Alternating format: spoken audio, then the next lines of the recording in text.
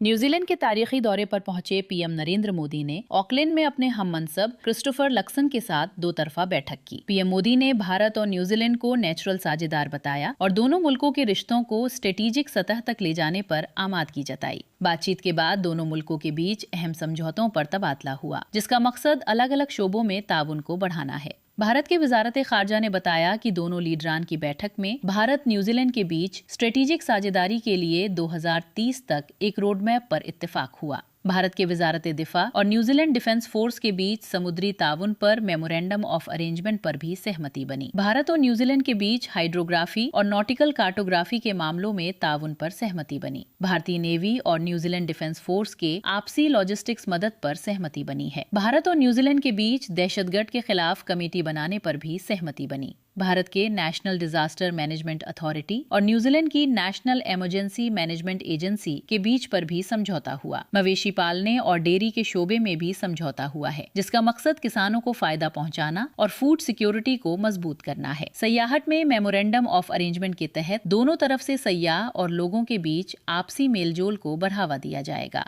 Bharat New Zealand में खेल पर एक मुश्तरका प्लान पर भी इत्तेफाक हुआ। गुजरात के लोथल में national maritime heritage complex NMHC की तरक्की के लिए NMHC और न्यूजीलैंड मैरीटाइम म्यूजियम के बीच समझौता हुआ। भारत के वजारत सकाफत और न्यूजीलैंड के सकाफत और वजारत विरासत के बीच सकाफती ताउन पर भी समझौता हुआ है। 2030 तक दो तरफा तिजारत को 35,000 करोड़ रुपए या 7 अरब न्यूजीलैंड डॉलर तक पहुंचाने का हदफ रखा गया है। दोनों देशों के बीच समुद्री सिक्योरिटी पर बातचीत शुरू करने पर इत्तेफाक हुआ। न्यूजीलैंड ने इंडो पैसिफिक ओशंस इनिशिएटिव के तहत समुद्री सिक्योरिटी के तहत गैर कानूनी बिना रिपोर्ट की गई मछली पकड़ने जैसी सरगर्मियों से निपटने जैसे शोबों में ताउन करेंगे। न्यूजीलैंड ग्लोबल बायोफ्यूल्स अलायंस में शामिल हुआ। ये बायोफ्यूल पर इंटरनेशनल ताउन को मजबूत करेगा। कीवी फ्रूट एक्शन प्लान के तहत नागालैंड व उत्तराखंड में कीवी के प्रोडक्शन के लिए 2 सेंटर ऑफ एक्सीलेंस कायम किए जाएंगे। National centre for polar and ocean research Goa और यूनिवर्सिटी ऑफ कैंटरबरी न्यूजीलैंड के बीच समझौते पर दस्तखत हुए और national institute of food technology, entrepreneurship and management, कुंडली और मैसी यूनिवर्सिटी न्यूजीलैंड के बीच MOU पर भी दस्तखत हुए।